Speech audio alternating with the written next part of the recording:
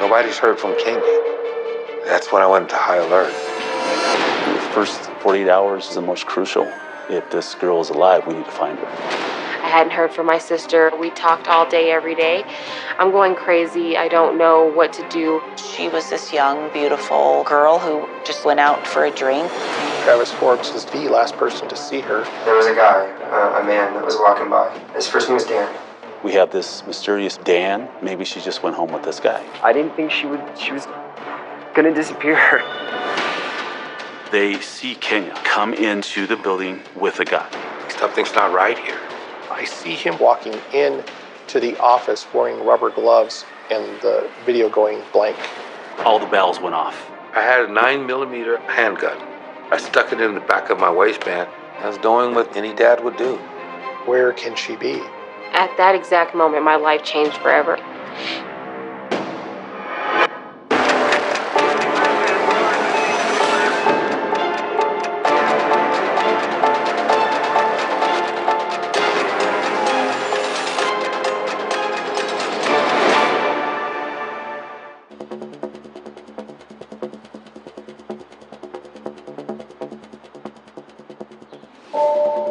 On April 1st, 2011, I got a call from my wife, Maria, and she's telling me nobody's heard from Kenya.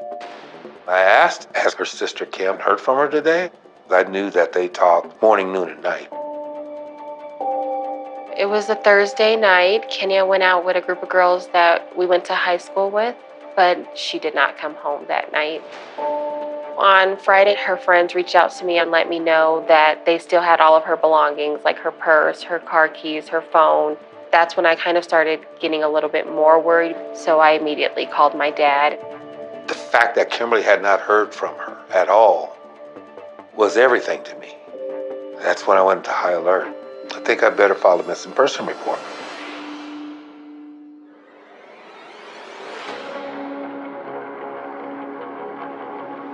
When we got the missing persons report from Tony Lee, he tells us that according to her friends, Kenya went out the night before to the lower downtown area, and she's dancing with the guy, intoxicated. The guy is intoxicated. The bouncers say, sorry, you guys can't be here anymore, and they kick her out. And she leaves her purse, cell phone, everything with her friends. They wait till the bar closes. They can't find her, so they think maybe she just went home with this guy. Missing persons tells Tony they have to wait a few days because Kenya is 19 years old. She's an adult. If she doesn't want to be found, she don't have to be found. That bothered me. That bothered me to no end. Kenya wasn't the type of person that wouldn't let people know where she was at or what she was doing. She was so responsible. Even though me and Kenya were 4 years apart, we were super close. We never hid anything from each other. We were inseparable. My mom was born and raised in Honduras. At a young age, she had her first child, which was Kenya, and she decided to move to America. She actually had to leave Kenya behind with my abuelita. Once my mom moved to America, she met my dad, and ever since then, they fought pretty hard to get Kenya over to America.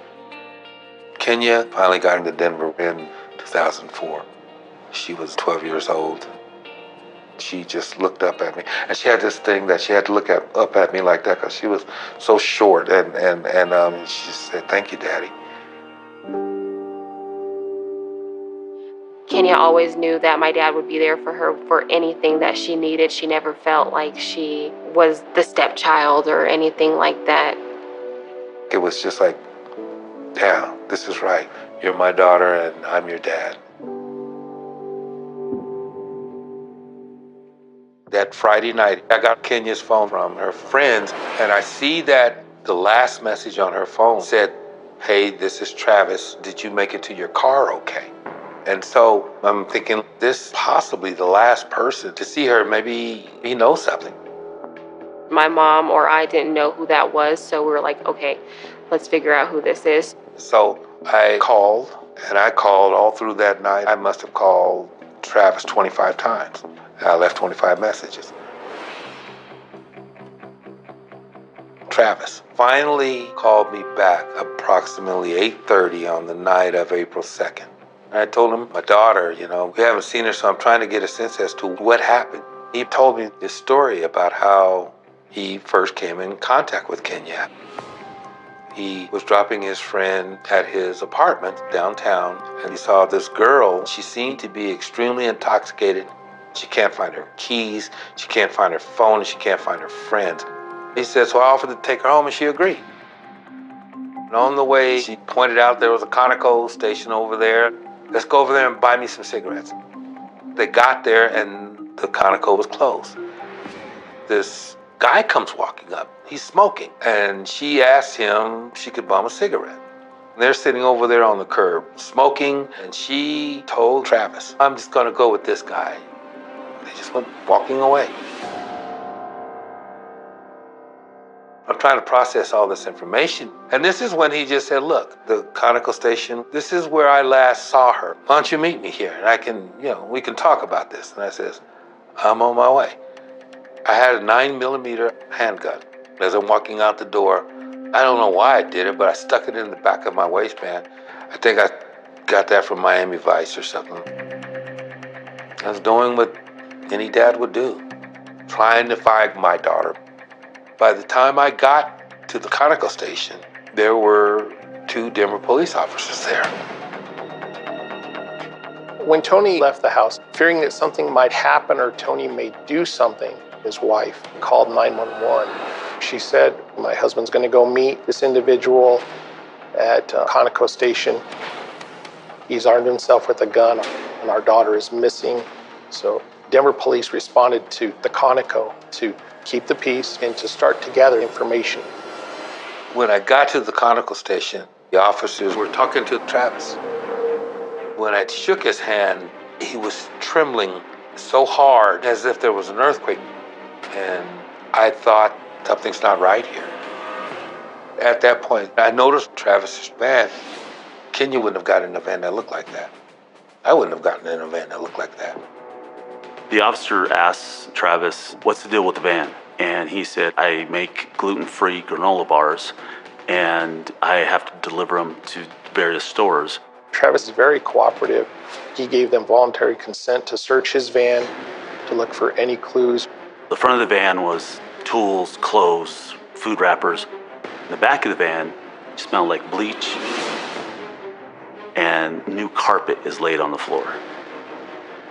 It didn't sit right with the officers. The officers give him a request to appear, to go talk to the detectives at police headquarters. Tell me what happened Thursday night into Friday morning. Case is heightened up, and everybody's thinking something's up with this guy. They see Kenya come into the apartment building with a guy. She was obviously upset. This is who we need to be looking at. I was relieved that we had him contained, but at the same time, we didn't have any physical evidence against him. I told him that he was going to spend the rest of his life in prison, and we were going to find Kenya.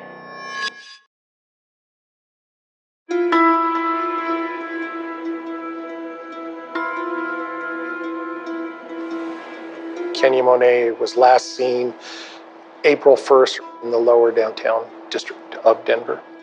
The feeling in the house was really tense. Everyone was on edge. Nobody really knew what was going on. Nobody really knew how to think. My mom was kind of frantic, like wondering, where's my baby? Where's Kenya?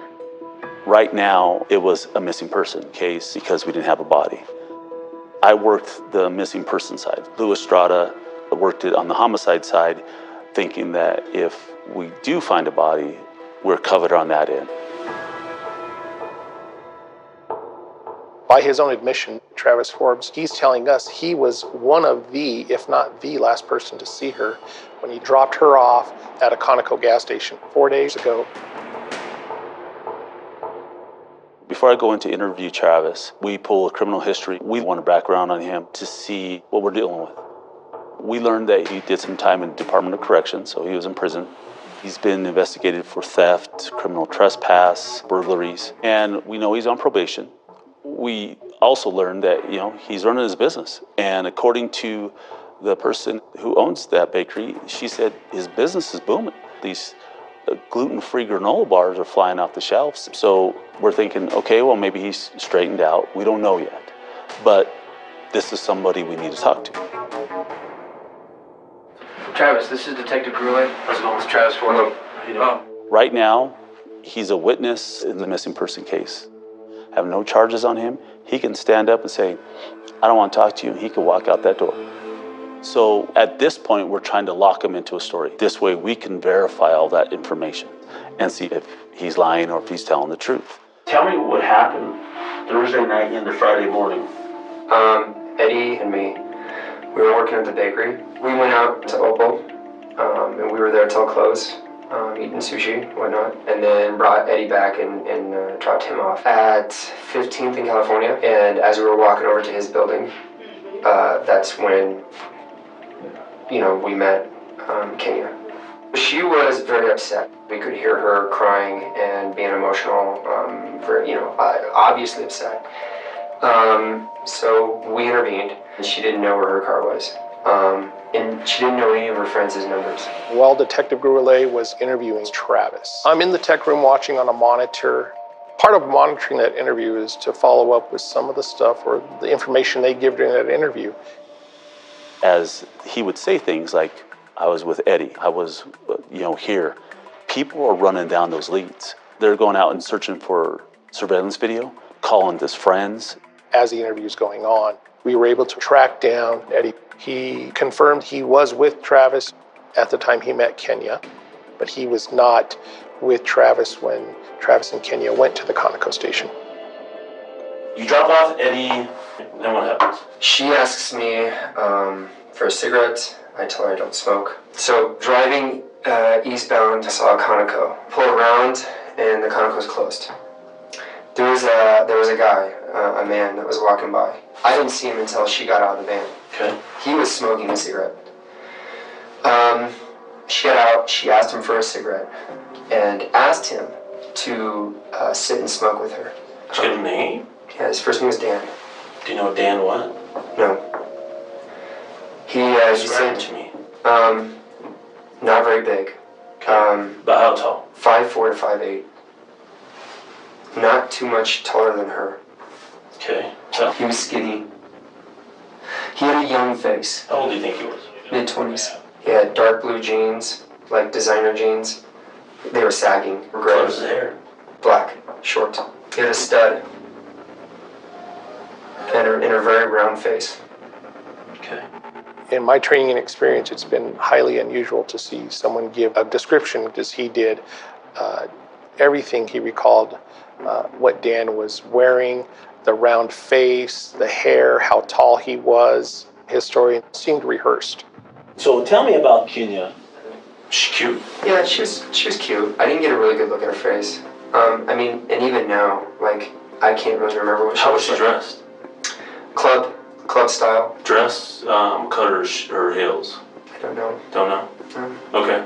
It was odd. He could describe Dan in detail, but he couldn't describe Kenya, and he was with her for almost an hour. We don't know yet if he was involved in Kenya's disappearance, but that kind of sent up a red flag. However, I couldn't just focus on him. We needed to eliminate everybody else. We have this mysterious man, Dan. Maybe she just went home with this guy. We don't know yet, but this is somebody we need to talk to. She immediately, attached herself to this guy, and she proceeds to cry about nothing goes right in her life. My perception was that she had just gotten into a fight with her boyfriend. That's what it seemed like to me. She kept going on about, why did he do this to me? Why does he treat me like this? And he broke her heart. I break free from monitoring the interview and start to research her boyfriend. We find out she had recently broken up with a boyfriend she had been dating for some time. We still have questions for Travis, but we also need to find Kenya's ex-boyfriend. We need to find Dan. We have people we need to look at, investigate, corroborate where they were, and start eliminating some of these people. We need to get moving on these. If this girl is alive, we need to find her.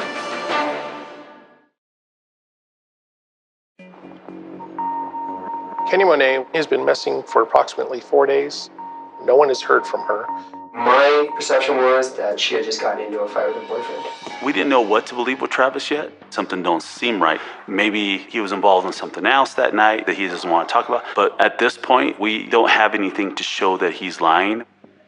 So we cut Travis loose and ask him to come back for a polygraph. We'll wait to see what happens.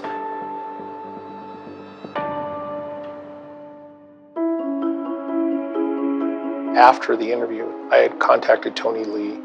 I wanted to talk to him in person to find out any more information he can give us about the boyfriend.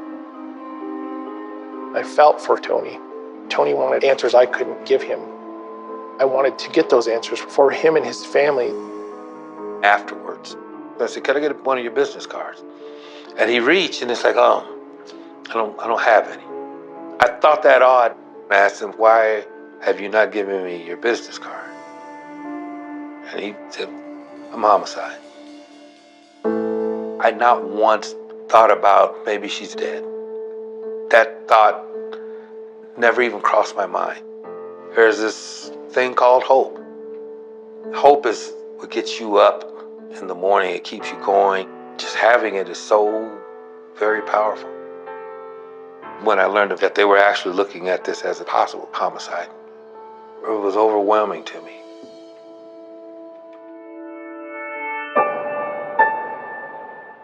As the chief of the family violence unit, they contacted me to come over because they had a missing person case that had indication of some foul play. It was a pretty massive investigation. There were a lot of people that were involved. They were just flooding the streets with officers, finding surveillance everywhere that he thinks she may have been. When they find the apartment building where Travis said that he picked her up, they look at surveillance video from there, and they see Kenya come in to the apartment building with a guy. They actually see her go up in the elevator. She gets off on a floor, and her and the guy walk into the apartment. Within 5 minutes, she walks out. She goes down to the lobby. Kenya's left her alone. Eventually, he was identified as Chad Davis, the guy she left the bar with. When we interviewed him, he said he had left the bar with Kenya. They went to his apartment. Kenya was up there maybe 10 minutes. She realized at that point she had left all of her items with her friend. She had no cell phone, no wallet, no keys. And he took her back downstairs. It was at that point that Mr. Douglas went back upstairs to his apartment and never returned. We did see evidence of that on video. So he was eliminated as a person of interest or a suspect being involved in her disappearance. Around that time frame, we were able to contact the ex-boyfriend. He gave us a statement. His alibi panned out. So he was eliminated as well.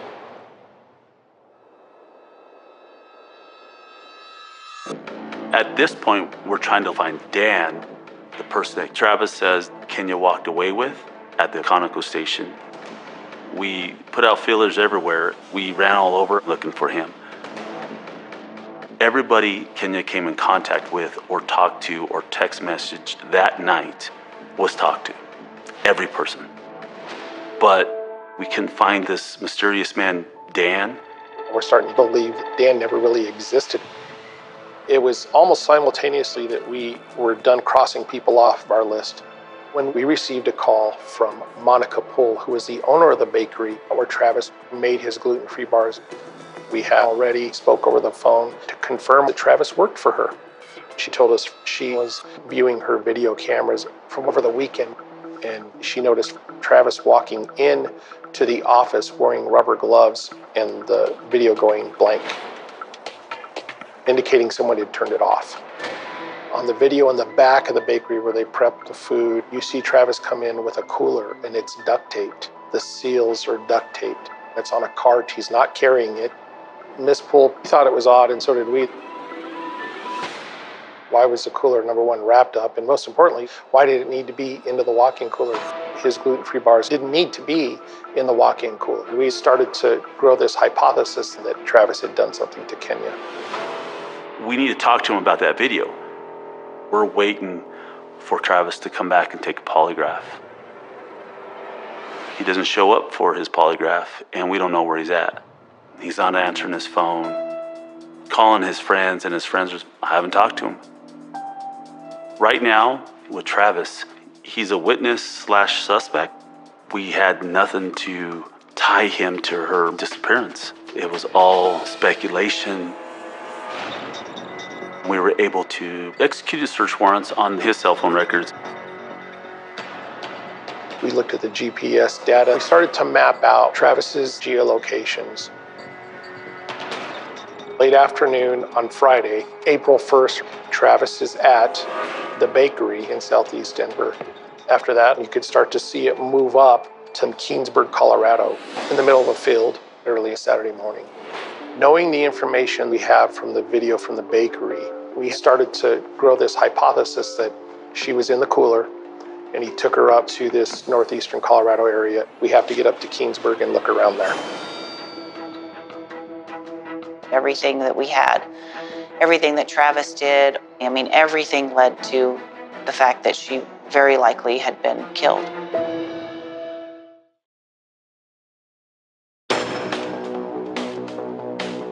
Kenya goes missing April 1st. We're about 2 weeks into the investigation. We go to Kingsburg to look for her. We suspected at this point now that Kenya's probably passed, and it is a homicide. But if we could just find the body of Kenya or her remains, we may at that point, with everything we developed, to have enough to arrest Travis for the murder.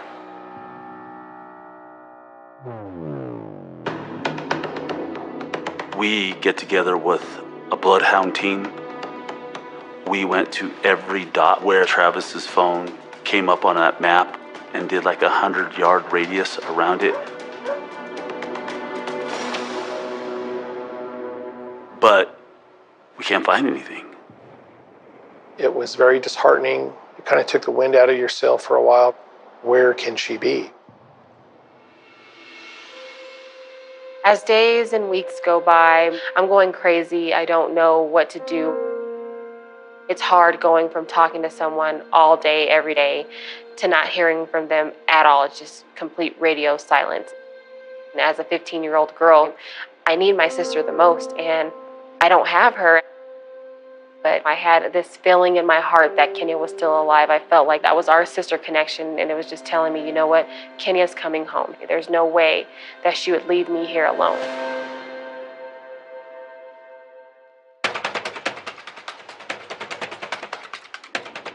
Now we're like a month into the investigation, and I'm running parallel investigations trying to find her and find Travis. It seems like we're chasing him. He's popping up. We're always a couple steps behind. He won't answer his phone. It goes straight to voicemail.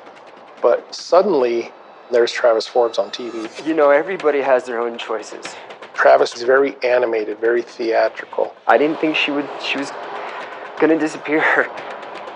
Got a lot of media attention, and I think it was because Tony and Maria were in the media a lot, but also because she was this young, beautiful girl who just went out for a drink, and, you know, there were so many people that could relate to that. She chose to walk off with this guy, and I can't blame myself for that. God, I'm sorry. This has been really emotional for me. Watching his narcissistic look at me kind of attitude, they just made you sick to your stomach. Here he was presenting as this good Samaritan and what a great guy he was, but he won't go back to the police department. My goal was to get in front of him, but we still don't know where he's at. So we ran down all his friends, and we find his friend, and she said, I let him borrow my 4Runner. He didn't have a car because we had his van. So he asked one of his friends if he could borrow her car for some time. I asked her, did you get your 4Runner back? She said, no, I'm going to report it stolen. I said, you know what? I could send an officer out there to take a report right now. So she reports her car stolen. Later on that day, a cop in Austin, Texas, is going through the parking lot of a hotel running license plates. He runs the plate on the 4Runner, comes back stolen. And they arrested Travis.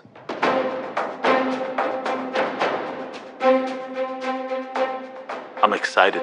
We finally knew exactly where he was and what he was doing. We had him contained. My lieutenant comes in and tells me, go home, pack a bag, you're leaving. Going down there to interview Travis. I wanted him to think I'm in his face every time he turns around, and I want him to know that. I'll do whatever I need to do to get the answers I want. You guys took that into property. How you doing, Travis? How you been? I walked in and Travis lost the color in his face. How long did it take you to get here? Dude, I've been waiting for you. We started a conversation a month ago, we never got to finish. Yeah. Well, Kind of crazy. yeah, crazy. Talking to the media was beautiful. That was Dude, why did you do that? That was dumb. We had a lot to talk about that day, and you never came back. You were running like a guilty guy. You're on probation and you're on Texas. Dude, after the media fiasco and after all the that I went through, and that week, that was a week of hell. That was the worst week of my life. This girl going missing me over. My life got turned inside out. He's trying to get sympathy from me. Oh, poor is me. He was all about himself. He's very narcissistic. Nash going down there to talk to him is to make him feel important. Like, wow, you're here in Austin, Texas. You're from Denver, Colorado, and you came here to see me. I went in there with a game plan that I'm going to talk to him and I want to get his DNA. It's a warrant for your DNA. So, this fine gentleman here with forensics is going to take your DNA. Okay? We wanted his DNA on file because we were running so many tests on so many different things. We wanted to make sure that we had his DNA to compare it to. We were tearing apart the cooler. We had things from the van. We had things from the bakery. Every single thing we could possibly find, we were testing. During the search of the van, they found a hair in the back. We knew that Kenya was in the van because he told us that she was in the van. But he said she was in the front of the van. Did Kenya ever get in the back of that van? No. Not at any time whatsoever. How would you explain her hair in the back? Maybe it came from the front to the back. But there's a screen there. Yeah, I mean, it's not, there's holes. But it has root. It has roots. Yeah. This hair had a root, and that has to be pulled out, not just falling off. It has to be pulled out. So explain that to me. I don't believe you. I'm sorry. I guess what I expected was that Kenya came on to you and you guys did the nasty. And then the guy came over and she walked off, or she got out of the van and walked off. So be it. Shit happens. Not saying that and finding out later that you did, that's not going to look good. Dude, none of this looks good. I'm in Texas. Look, I So think... did she have sex with you? Nash, I think at this point, my lawyer should be present. Huh. Interesting. We're sitting here talking for 4 hours, and I said, well, did you have sex with her? And now he needs an attorney. I was relieved that we had him contained, but at the same time, we didn't have any physical evidence against him, and we didn't have a body. So we need to make sure we get him to talk to me. We just need to find her.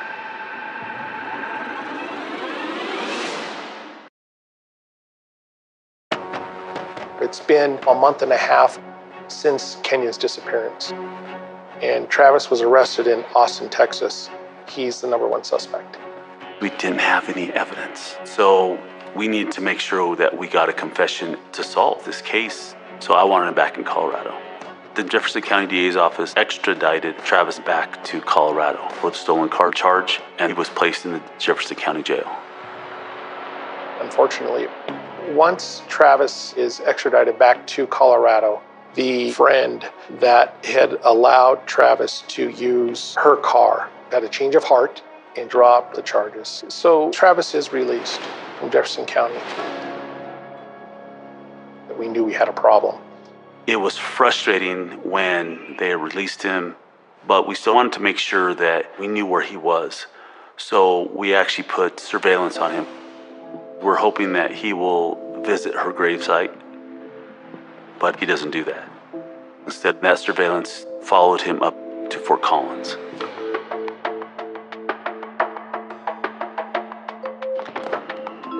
On July 4th, 2011, I was on foot patrol with the Fort Collins Police Department. That evening, we got a call for a welfare check.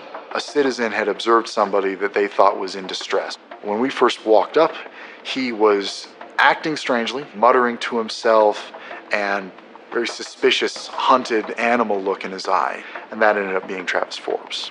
He was certainly a strange guy. But as soon as they told him he wasn't in trouble, he was very friendly all of a sudden. Once it was clear that he hadn't committed a crime and that he seemed to be relatively okay, Fort Collins police went on their way about their foot patrol. As they cut him loose, one of our undercover detectives walks up and says, "Hey, just to let you know, we have Travis under surveillance. We have a girl that disappeared. He's our person of interest." But that's the end of it. A few days later, we had to pull our surveillance. We can't watch him for the rest of the year. We don't have that kind of resources.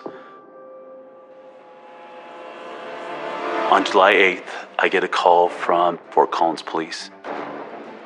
On July 4th, there had been an incident in which a woman, Lydia Tillman, had been attacked in her home, sexually assaulted, and beaten to the point where it was miraculous she was alive.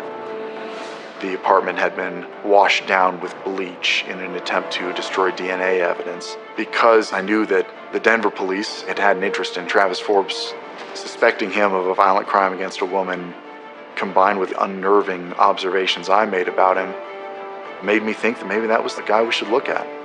All the bells went off. We know Travis liked bleach. And the detective from Fort Collins says, "We have DNA in our case." And I said, "I have his DNA sitting in Property Bureau."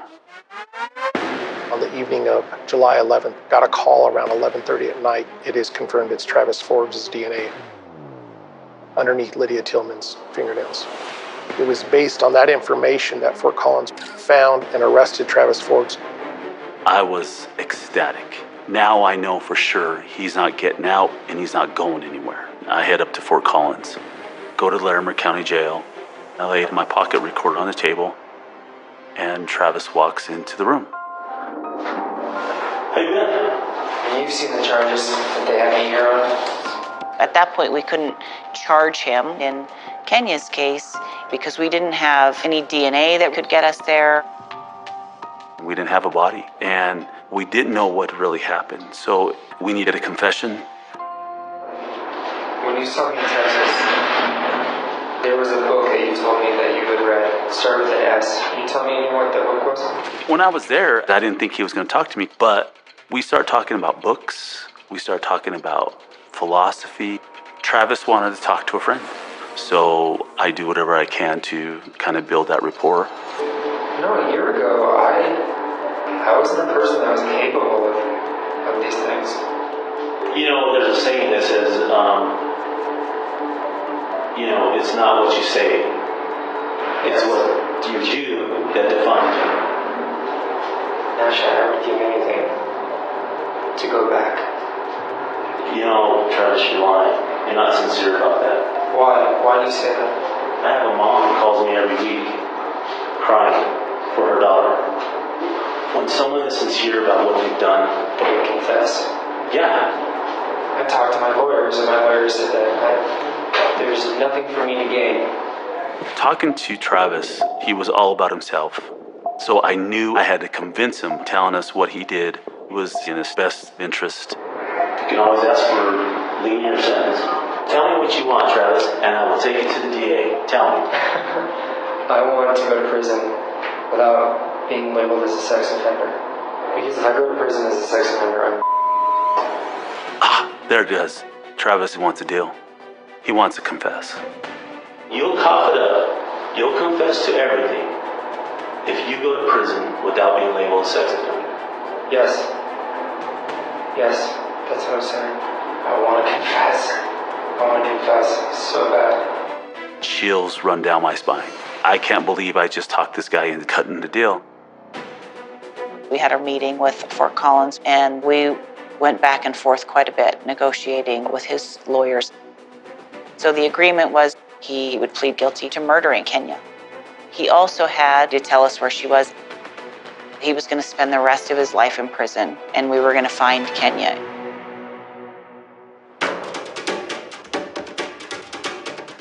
We go up to Fort Collins, and we pick up Travis, and we load him into the truck. I said, okay, tell me where to go. And he says, go south on I-25, get off on a county road. We head over towards Kingburg. The whole drive there, I thought, I just don't know. I don't know where he's taking us. This could be a big show. I mean, everything was about Travis. He was, thought he was so charming and important that I really wasn't sure if we were going on a wild goose chase or not. And then he goes, oh, wait a minute, stop. I look at him through my rearview mirror, and then he says, right here by these grove of trees. I get out. I walk over there. I don't see anything. He said, move 3 steps to your right. I move 3 steps to my right, and he says, you're standing on top of it. Now we got a job to do. Let's do our job and start digging.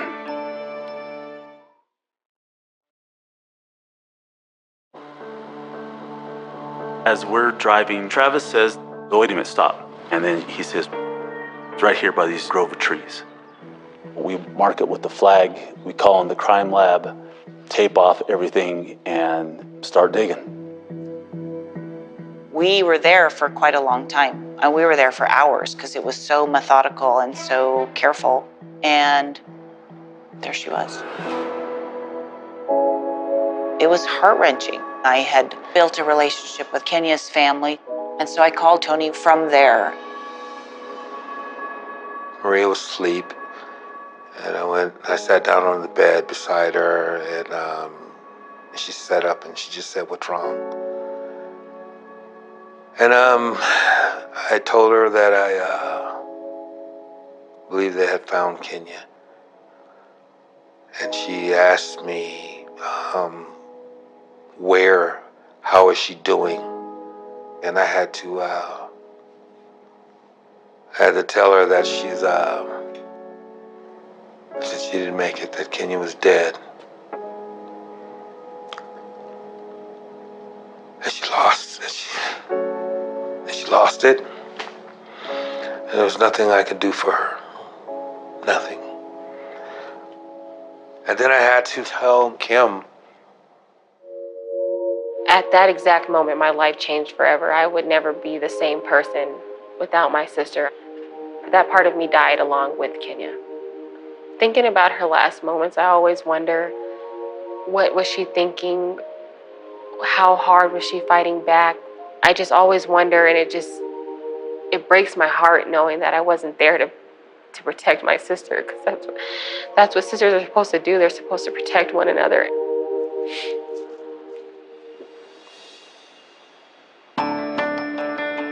We proceeded to take Travis back to the Fort Collins Police Department, where Nash and I conducted an interview. That was part of the deal. You show us where she is, and then we'll interview you. And if he didn't, his deal was off. It was important to know what actually happened. Travis, let's start from the beginning. Let's start March 31st into April 1st. Well, everything is true about what I told you. We did drive to the Conoco to see if it had cigarettes, to see if it was open. And it didn't. She was being very flirty with me, and she was very drunk. And I definitely took advantage of her being drunk. We got in the back of my van, and we fooled around a little bit. Well, no, she passed out. I'm not gonna bullshit you. And I had sex with her while she was passed out. She kind of came to, and she realized that we had had sex, and she started hitting me. And I started hitting her back. When you say by hitting, were you punching her? Yes. Okay.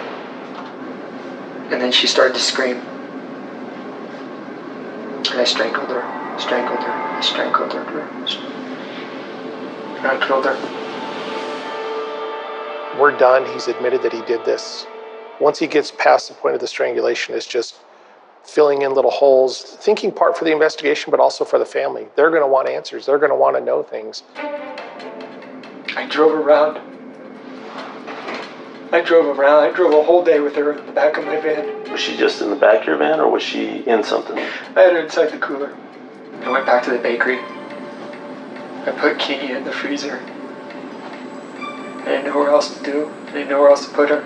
I cut Kenya's clothes off, and I burned them.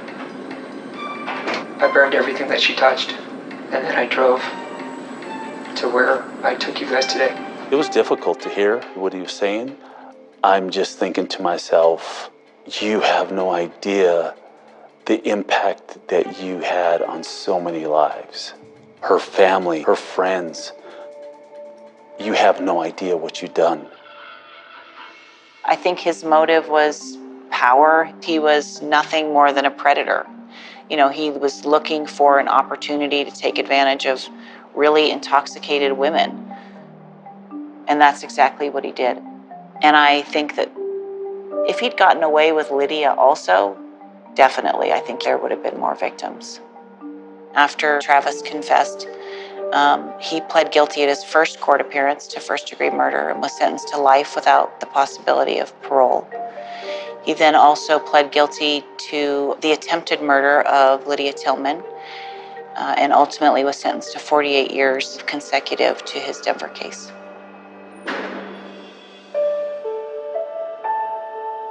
There is no such thing as closure.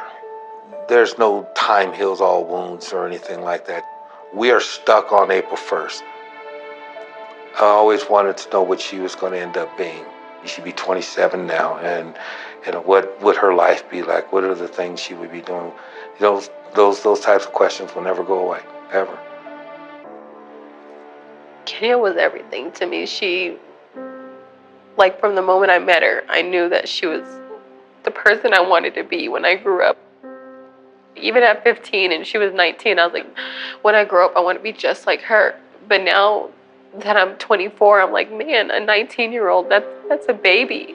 They're just starting their life. I wish I could be the person that Kenya was at 19 and accomplish what she had accomplished at the age of 19 and touch as many hearts as she had touched.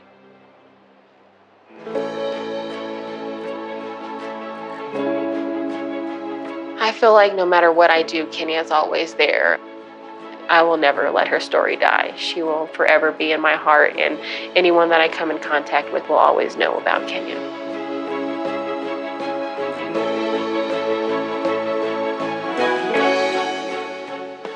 For more about Criminal Confessions, go to oxygen.com.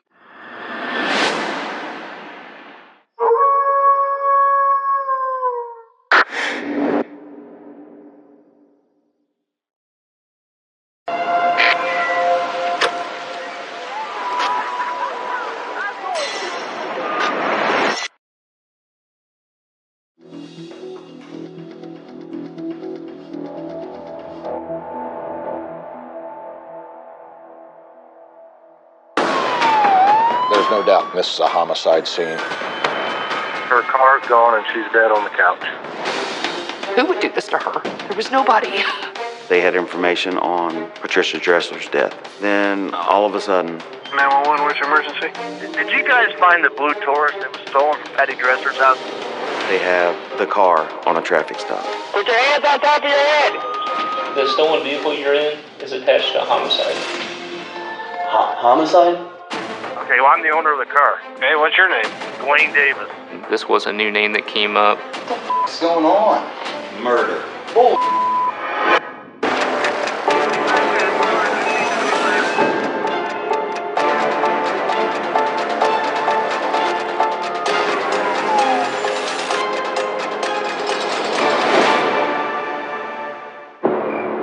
911, where's your emergency? We just came into a friend's house and she's dead. Okay, where are you at? We're in Cricket Reels. So is she breathing at all? No, she's dead. Okay, all right. Does it appear to be natural, or you don't know? Her car's gone and she's dead on the couch. I'd say there's foul play here for sure. All right. What's your name? Aaron Freilich.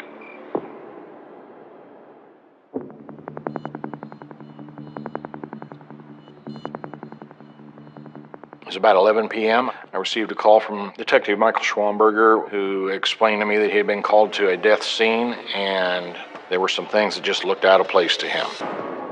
When I arrived on scene, I went into the house. First things that we noticed was that the kick plate to the refrigerator was lying on the floor. There were 3 purses. One of those purses was spilled out onto the kitchen floor, and one of the slippers was located near the kitchen, another partway into the living room. It appeared that there's possibly a struggle.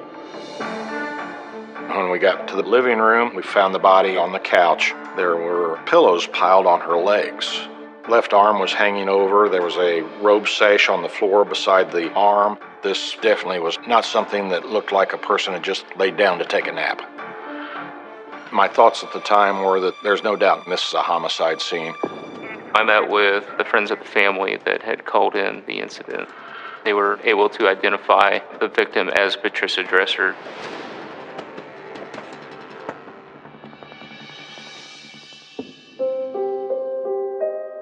Patty Dresser was one of my best friends.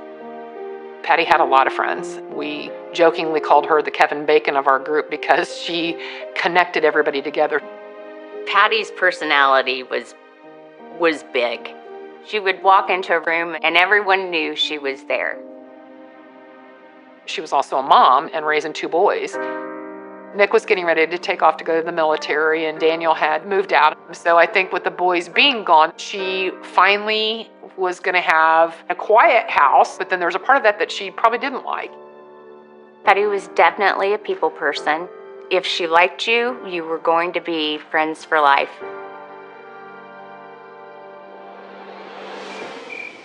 What I remember about that evening, I got a phone call from Chris Dobbins, a friend of Patty and I's. She said that Patty was supposed to come over to her house for dinner and had not shown up.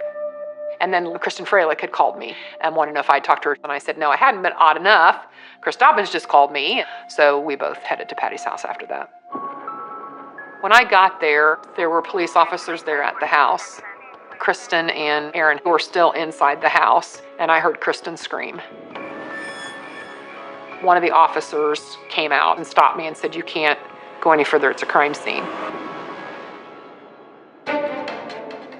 Rod Vodder and the evidence techs were going through the scene and processing potential evidence. There was no forced entry to this residence, which now tells me that this person knew her. We did try to check for fingerprints, but if the person has access to this house and has been in this house, no fingerprint, no DNA swab from this house is going to say they did it. So we have to look at the physical evidence that may be present on her. The marks on her neck caught my attention. You'll get a redness when somebody tries to choke somebody or strangle somebody. The marks were very noticeable, and they were very consistent with the robe sash next to her hand. The pathologist was able to confirm later this was a homicide, as we believed. The robe sash was the weapon used to strangle her, and it had been wrapped around the neck twice. Strangulation, that's up close and personal. Again, was this robbery? Was this something, somebody had a personal motive to do toward Patricia? That was hard to know that you'd lost a friend, and the way that we lost her. Who would do this to her? There was nobody that would do that to Patty.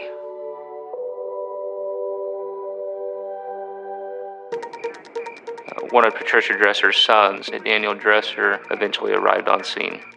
I saw, as anybody would naturally would with their own mother, a great concern. A lot of questions of how did this happen?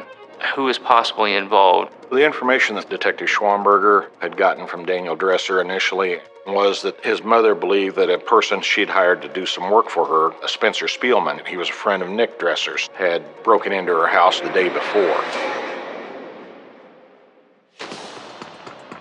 Patricia never reported the break-in. There was speculation that she wanted to handle the issue herself, with Spencer being a friend of her son, that she didn't want to get him in trouble. She had mentioned Spencer on the phone a couple times. She had tried to help him out. She knew that he'd had, a past and had some bumps in the road. Nick, obviously being just like Patty, was the same way. He reconnected with this kid that, he knew from junior high and was going to help him out. So I think that's how they all got connected. She believed in just the true grit of people and honesty of people. Patricia was a well-known person in the community. This was one of the nicest neighborhoods, so it kind of put the community on edge for a while. Anytime there's a small town, anytime something happens, all the pressure is now on the police department to get this figured out. The biggest thing we knew is that the killer was still out there, and we didn't know what his next move was going to be. Patricia Dresser's car is missing. We've got Spencer Spielman as a potential suspect. We've got people out looking at places they know where he has been. We don't know if there's any other suspects. We're trying to establish a timeline where Patty was and what she was doing and who she was with. And we discovered a CVS receipt on the kitchen counter from Wednesday night. We know she arrived at the CVS in her car at approximately 6:09 p.m. We was able to see Miss Dresser in the store, and it looked like she was buying a couple of bottles of an alcoholic beverage, and she left at about 6:14 p.m. That surveillance video gave us a time frame of when we last knew Patricia was alive. On my way back to the Greenfield Police Department, I received dispatch. Somebody just called in. They need to speak to a detective now. I spoke to Gwen Rance. She said she has known Patty since she was 17 years old. She told me she had information on Patricia Dresser's death. I explained to Gwen that I really wanted to meet her at the police department for an interview. The information that Sergeant Chittum had got initially from Patricia Dresser's friend was that we should be looking for two people, Spencer Spielman, as well as an individual named Charles Ernstus. First time we'd heard that name from anybody. What makes you think that Charles had something to do with it? He and Spencer are friends. They were bad. He's a scary person. We've got information that you may have sent Patty a photo. Did you guys find the blue Taurus that was stolen? Okay, well, I'm the owner of the car. Put your hands on top of your head. We're racing against the clock where the suspect's concerned. There was an iPhone and an iPad. Only somebody who had seen the body, potentially the killer, would know that information. Like someone died?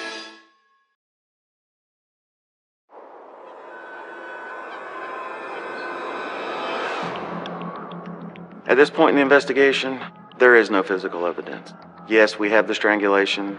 We do not have forced entry. We do not have miracle hair that every TV show talks about, or the bloody thumbprint on the counter. So we are still trying to put this together. We don't think it's a random crime, that we believe that she was targeted for some reason.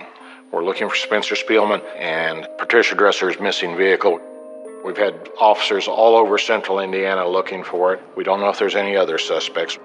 We were just reaching out for any additional leads that we could find. Patricia Dresser's friend, Gwen, believed that it was likely that Spencer was involved. She also suggested that we look strongly at an individual named Charles Ernstus. Gwen told us that Charles and Spencer were friends with Patty's son, Nick. Nick is currently away at the Air Force, so Spencer helps Patricia from time to time doing things around the house. She hired Spencer to do some work for her, maybe 4 or 5 months ago. While he was at her house, she found him in Nick's room. Nick had this Tag Heuer watch, and she went in his room and she said, "Where's Nick's watch?" And all of a sudden Spencer said, "Oh, here it is." He found it like under the blanket, magically. When she caught him with it, Patty knew then something was kind of funny. She felt so strongly about it that she even hid the watch somewhere else. Gwen also informed us about text messages between her and Patricia Wednesday, the day prior to the murder.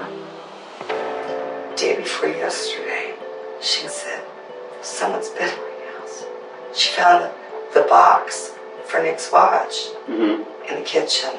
And she tried to change her garage door code and didn't know how to do it, so she unplugged it.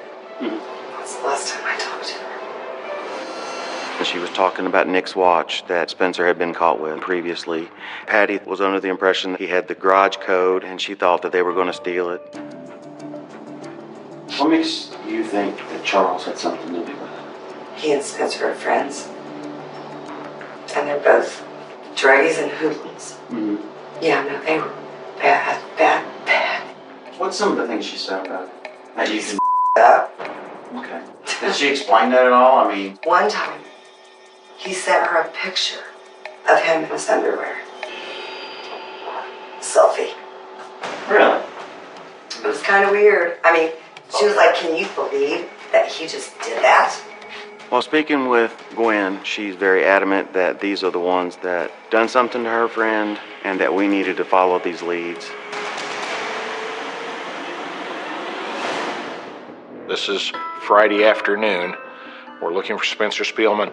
Now we need to branch out and start looking for this Charles Ernstus guy and get him in and try and talk with him. Sergeant Chittum did locate Charles Ernstus. He said, I'll talk to you guys, I'll do whatever it takes. So we transported him back to the Greenfield Police Department for an interview. At the time that Charles Ernestus' name came up in this investigation, we had no physical evidence of any kind linking him to the case, other than the hearsay provided by Gwen Rant. But since this is really the first name outside of Spencer Spielman that had come up, we knew we needed to talk to Charles. Detective Schwamberger and Sergeant Cutler led into the interview as a soft interview. They were just looking for information. So they withheld the fact that they knew that Charles had sent Patricia some inappropriate photographs. There's some things we need to get to the bottom of. You already know it's a homicide investigation, okay? So just kind of run me from the start as far as what you know with the incident. Okay, from the very beginning. So Wednesday around 3 or 4, I talked to my buddy Nick. He called me up. He said his mom's house got broken into. I told him, hey man, anything you need, let me know. I can go over to your mom's house tomorrow and check on her. And she ended up calling me later, and she told me that it was Spencer, like for sure, who came and broke into her house. She said, I know it was him. Patty said that? Yes. Did she say how she knew that it was Spencer? She was telling me about watching Nick had, and it's like somebody went rummaging through his room specifically looking for it. There was a red flag raised when Charles mentioned the Tag Heuer watch. This appeared to be consistent with the information and text message described by Gwyneth, so I felt like I really needed to explore his possibility of being involved. Did you go over there at any point Wednesday or Thursday to check up on her? Or? No, I didn't. Okay. Run me through Thursday. What happened with you Thursday? I didn't even talk to Nick Thursday. I just went to work. I had plans with this girl, Grace Abernathy. Hung out with her for a little bit. She took me back to my car around 11:30, and I drove home. Got home at 12. I fell asleep probably around 1 because Nick called me 1:30. I never got the call, but he called me back around 9, and like when he first said it, I was like, no way, dude. Like I thought his next line would literally be, I'm just playing. Or something like that, you know. So Nick had told you that his mom passed away. Once he started talking with them, they confronted him with the photographs and wanted to know what his connection was. We've got information that you may have sent Patty a photo. The information that we've gotten was a photo of you in your underwear.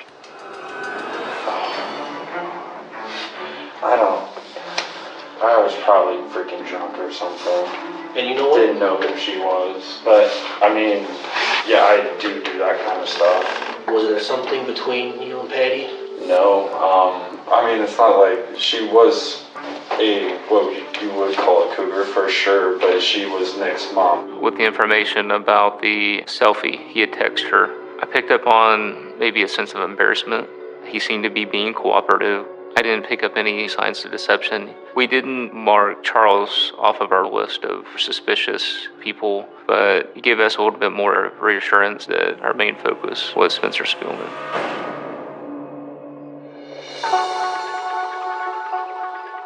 I knew that they would be releasing the house. And so my plan was to get a hold of all the girls and just say, hey, let's get over there and get the house cleaned up. I knew that if there was one thing that she would want us to do, that would be it. To not have her family have to experience that or see it. For us, it was very normal to take care of each other that way. So that's why we did it.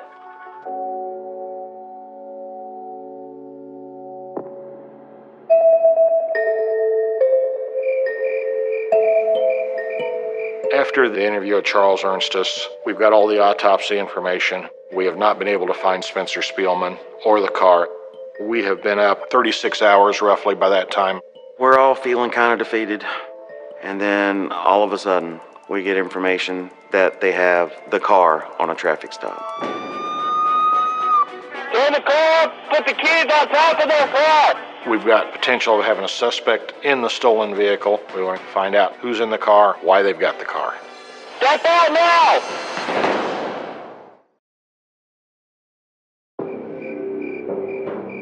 911, where's your emergency?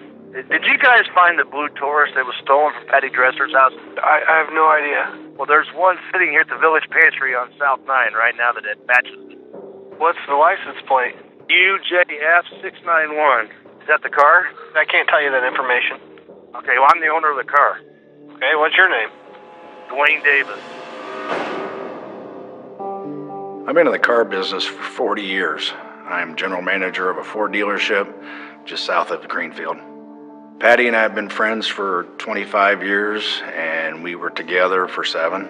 We had a joint property together. We owned the car together. Even though we weren't together anymore, we were still friends. We talked all the time. We were on great terms still. It was Thursday night, and Kathy had called me. She said they had found Patty on the sofa in the living room. We had just been told she was gone, but I hadn't seen her or anything, so it was hard to believe that this was really happening. I had been down to southern Indiana to Madison, and when I was coming back, I came up to the light at Davis Road and Highway 9 right in front of the village pantry. And I looked at the car in front of me, and I noticed the Hubler Ford sticker where I work on the car. And then I looked at the car, and it was a blue Ford Taurus, the same car that Patty and I owned. Who's with the car? 2 white guys. If that's the car, I'll follow them real quick. They're leaving. And then he turned left and went north into Greenfield, so I proceeded to follow him. Where are you at now? We're coming up to the curve, coming towards... There's a police car right there. Our units converge behind it, light the vehicle up, and perform a high-risk stop. Turn the car, put the kids on top of their car. We could see 2 people seated in the car. The officers called them out, driver first. Step out now! Face away from me! Put your hands on top of your head! Drop everything in your hands now! I could see immediately that was Spencer Spielman. This is huge. They called the passenger out. It was a white male. They took him into custody. Didn't have any idea who that person was. Stop! Is he another suspect, or is he just somebody that Spencer Spielman has picked up and taken for a ride? Later found out that the other subject is Brandon Humphreys. This was a new name that came up. Brandon was a wild card. We wanted to lock down his involvement first, see whether he was an actual suspect or not. We knew the car was stolen. We had a lot of information. We did not want to let him know any of that. We just held everything back to give him the opportunity to tell us everything he knows. Do you know why you're here? Why you were shot? Absolutely not. I'm baffled right now. Okay. Who's the guy that you're with? His name's Spencer. I met him in Greenfield when I first moved in here. For today, when's the last time you saw Spencer? It had been Wednesday. Okay. Where'd you see him at? He just stopped by. Was he in that car? Yeah, he was actually. Okay. What time was that? It was like around 9. Did you guys meet up tonight? Did you guys meet up yesterday? He actually stopped by today. I said, I'm about to go sell my wheels. He said, well, where we're at, I'll take you.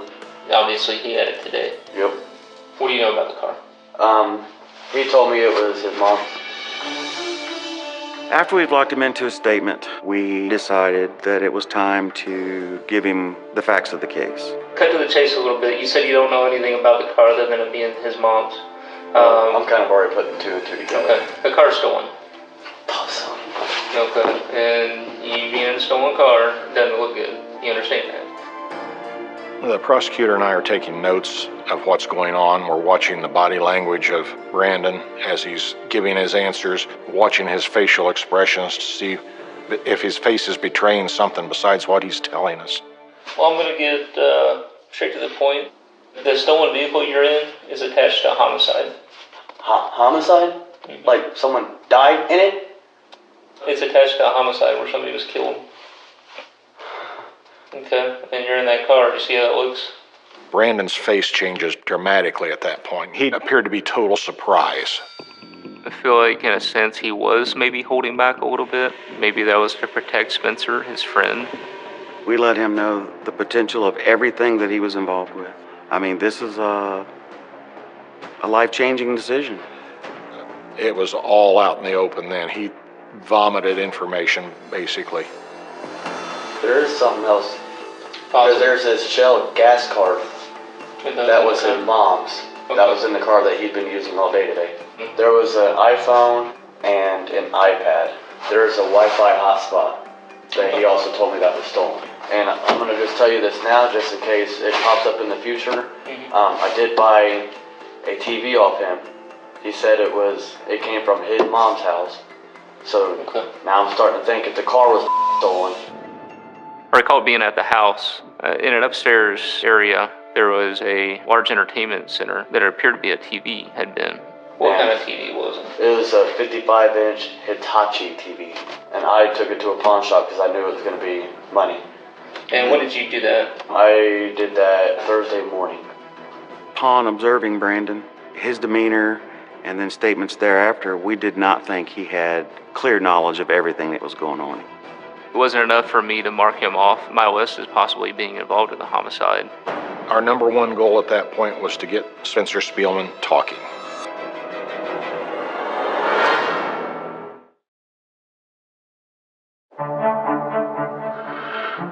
I got a call from Dwayne, and he said they've got somebody. And so I knew somebody was there and they were asking questions. And I said, okay, well, we're coming. When we arrived at the police station, we were just waiting to find out who, number one, and that, what was the reason. At this point in the investigation, getting ready to interview Spencer Spielman, we did have a fear that he wasn't going to talk to us, and then we were going to be stuck with pretty much nothing. Spencer being the last one of the major players, this was going to be our last lead that we could follow. Tell me why you think you're here. I mean, obviously the car. Tell me about the car.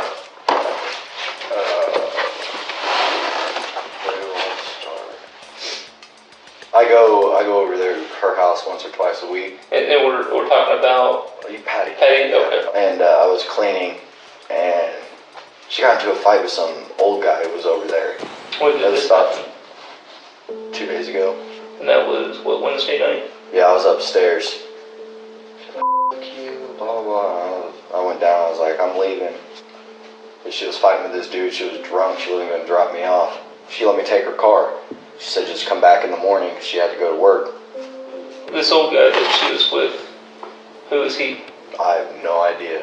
When I was upstairs vacuuming, I heard her yell, "F you, John," like 3 times. So I'm guessing his name's John. When you left, did you see anything in the driveway? What?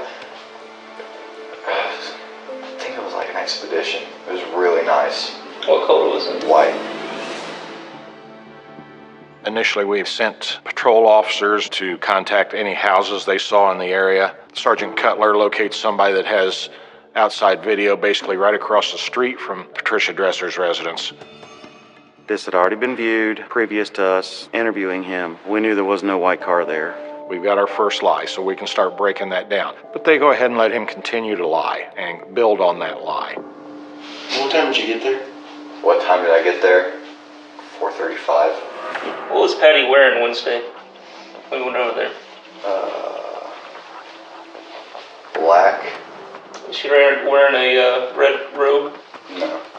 Did she ever leave or anything? No, not really. So, You left 8:30 p.m. Wednesday. She said just bring the car back in the morning. Yeah, she had to go to work. She usually leaves, I think, at like 8. So I got there at like 7. I waited for a couple hours. But she would just never answer the door? I honestly thought she got a ride to work. Okay. Then I went back, because she usually gets off work at like... So you went back to Patricia's? Yeah, okay. Probably 8:30 or 9. Lights were off, well, dim, but still no answer. I was like, oh, maybe she's out with that dude. Okay.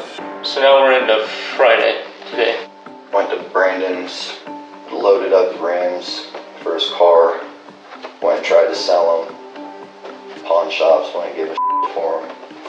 When you guys went to the pawn shops, did you guys pawn anything else over there? No. We knew he was lying at that time. So it was a matter of letting him know that we knew different things had happened. Here's the deal, Spencer. What's up? We know you're lying. I ain't lying about nothing. You're full of shit.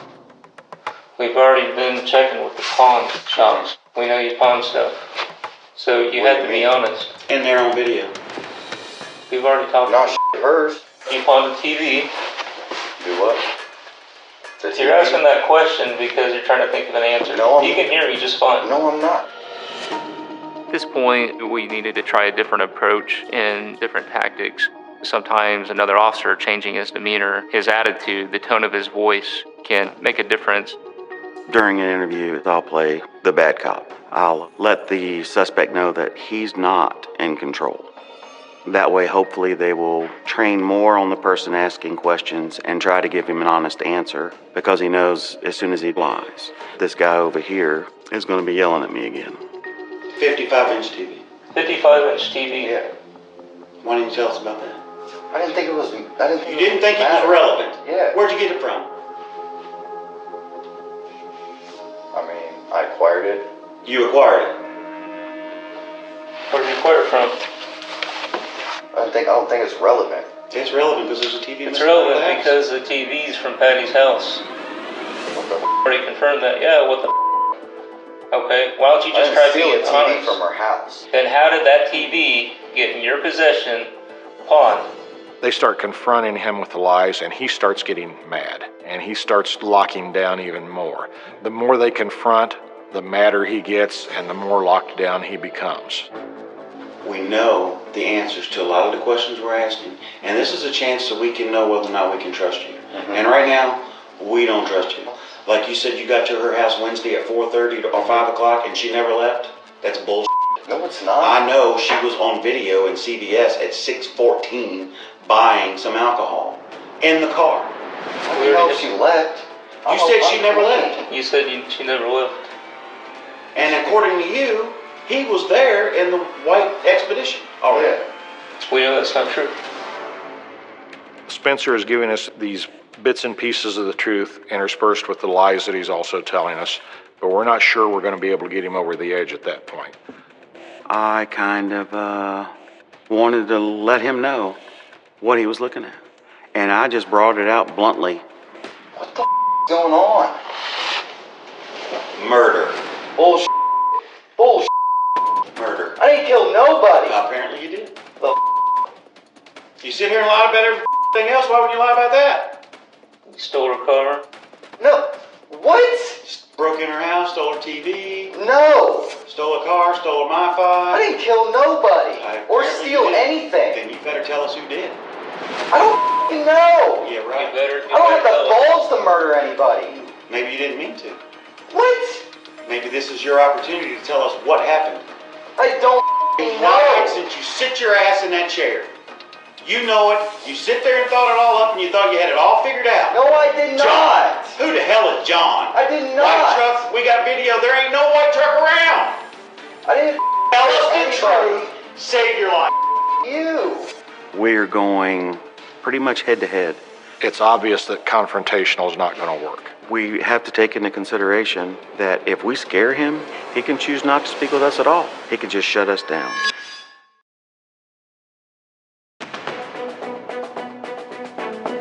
Tell us the truth. Save your life.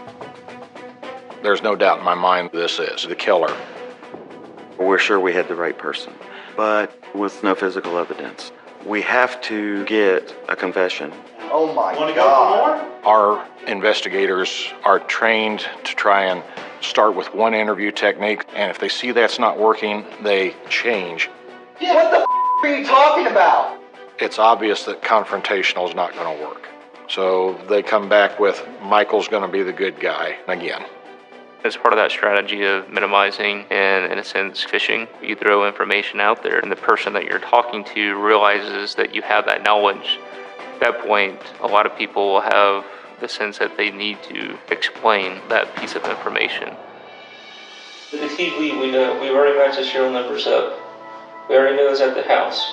Did you feel like she owed you that and you weren't getting paid? Did she make an agreement with you? Spencer, you can have this TV.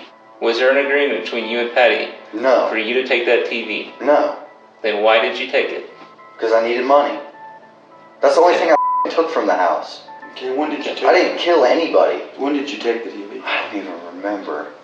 Was she home when you took it? No. How'd you get in the house? How'd you get in the house then? The garage door clicky thing. Okay, now we're making progress. Yeah. He just confessed to the burglary. So now we're getting somewhere. Instead of confronting him about these lies, they start being sympathetic to him and trying to downplay his involvement and make him feel more human. You took the TV because you needed money. Yeah. You don't have a job. No. Right? Would you consider you're homeless right now? Yes. I mean, you're pretty much all by yourself then, right? Mm-hmm. A loner. Mm-hmm. And here's this one person, basically a saint, who helped you, gave you money, let you do stuff, and you could give a if she's dead. It seemed like the more that he was challenged, the more he would shut down. But the more compassionate that I was being with him, the more information that he started putting out there. We've gone over and over and verified the times on the video. There's no expedition there. Are you saying that just because you're scared? Yeah. Okay. I didn't. But there's no expedition. He changes the story again. He admits to us that John wasn't true. So now we just have to keep him talking so we can put him there at the time of death. What were you scared about coming up with a story about her getting in the argument? Oh, she did. She was screaming at somebody on the phone. But that was on the phone. Did you hear the conversation on the phone? Mm-hmm. That she was upset? Did she ever take any of that anger and turn it toward you? Like, did she tell you to get out of the house? Pretty much. So when you're in a house, she's just like flipping out on you. And at that point, she was telling you to get out. Mm-hmm. She's cussing at you. So you start getting out. Mm-hmm. Do you ever remember her falling? She had very distinct marks, like on here, like she had been grabbed or like helped up. Those are very just hear me out. Those are very distinct when we did the autopsy. Mm-hmm. And this is where we got to clarify, how she got those marks. Were you helping her? Because they're going to tell, and there's going to be no other explanation. Mm-hmm. Did she fall down? You maybe help her up. I think no. She did fall. She knocked the chair over. Then I helped her up to the couch. Okay. So now he's helping her up. And then he helps her over to the couch. Again, the more we keep him talking, the more we're getting. And I think we're going to finally get close to getting the real story. Did she have the robe on when you picked her up and put her on the couch? Yeah. The robe with the strap where you tie it, it was clearly moved. Did you pick that up and maybe hand it to her, try to help her get that back on? No, I picked it up at one point and took it over there. When she was laying down, just put it by her. That's about it. Right there by the couch, I think, on the floor. Were there any pillows on the couch? Yeah. Where were they at? One was under her head. One was like right here on her head. I think there was one by her feet or on her feet. So Spencer talks about walking her over to the couch with the injury and putting this robe sash on the floor and the pillows on her legs. That information was not released to the public in any way, shape, or form. Only somebody who had seen the body, potentially the killer, would know that information. You put yourself right up to the point of death. You have done that. So now you have narrowed the window that much more of it can't be anybody else. We know she was strangled. Not by me. Shit, if I did that, I'd remember it. You're remembering so much more the longer this interview goes on. But when it started, you didn't remember nothing. Now we've got a whole beautiful picture laid out right up to the point of where you put her on the couch. And that's where she was dead, found dead. The pillows, like you said. There's no doubt that the whole time I was there, that was never around her neck. Well, it was around her neck sometime. I mean, it was... Not at all, not when I was there. All that. Can I have a cigarette, or is that not allowed? We were right there. He just wouldn't give it to us. He kind of started backing off again and kind of shutting down. He had asked for a cigarette a couple of times during the interview. So at that point, it felt like it was a good stopping point to take a break.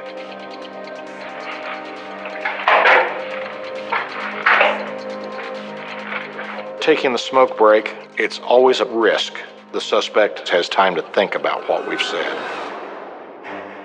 He's thinking, I've got to do something.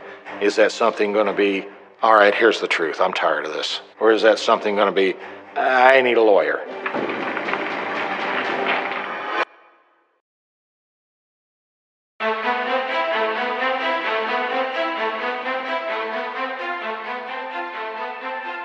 We go outside. I was friendly, non-confrontational. Spencer's sitting there. He's smoking a cigarette. So I won't be able to get any of my out of the car, will I? Until next week. Next week? What do you mean? Well, it's on investigative hold. We're going to get a search warrant for it. I don't know what it is about the word search warrant, but he turned and he went straight into the interview room.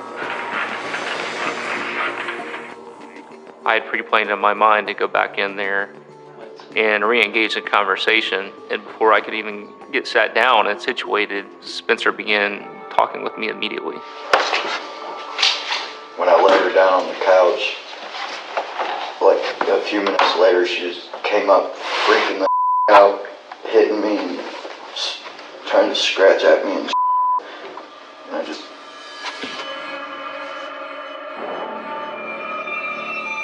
tightened it left. And I came back, and by that time, when I took it off, it was too late. I mean, did you just around once or twice, and then He even used hand gestures that he wrapped the sash around her neck twice and then cinched it. That's things only the killer would know, and it was confirmed through the pathologist. We got it. We found the truth, and we got the confession. You know what, Spencer? You're doing the right thing. Okay. I appreciate you being honest about that. At this point, we were able to clear Charles Ernstus and Brandon Humphreys, and Spencer Spielman was charged with murder. My friend and I were in the lobby just waiting until they came out, and they told us that he had confessed. So that was sad why we were there, but happy they'd caught the guy. And then we walked outside and we got to the parking lot. The girls were all out there, and smiles and hugs and crying. You know, you just lose all your energy. I mean, that's just, you feel like deflated almost. I was glad that part was over, but you know, I still had that burning desire to know what was the reason. Why would you do this to her? Listening to the confession at the trial was hard to believe because he changed his story so many times. And I'm not sure that we ever got the complete story.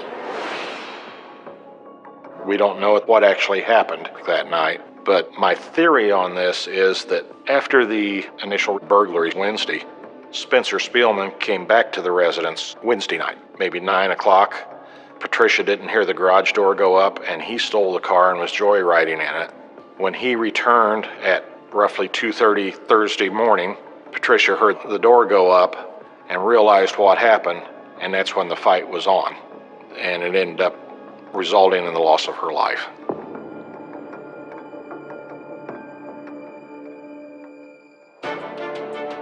Despite the best efforts of the defense attorney to sway the jurors' attention from the overwhelming evidence against Spencer Spielman, the defense attorney's client has told the jury that he did it. So after over a week-long trial, Spencer Spielman was convicted, and ultimately the judge sentenced him to 55 years at the Indiana Department of Corrections.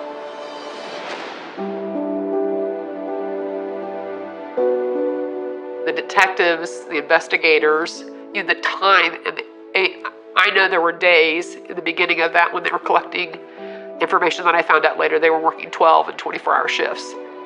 That was the first act of petty kindness that we did after the trial, was we sent them all baskets of food and stuff, just because when you have police officers who are seeing somebody in your community taken, I think they have a will about them to make sure that it's done right. And they went above and beyond.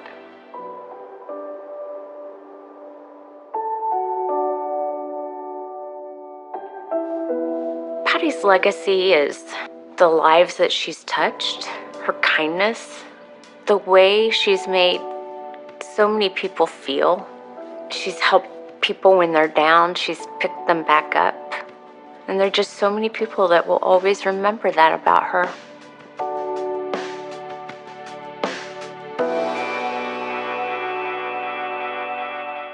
For more about Criminal Confessions, go to Oxygen.com.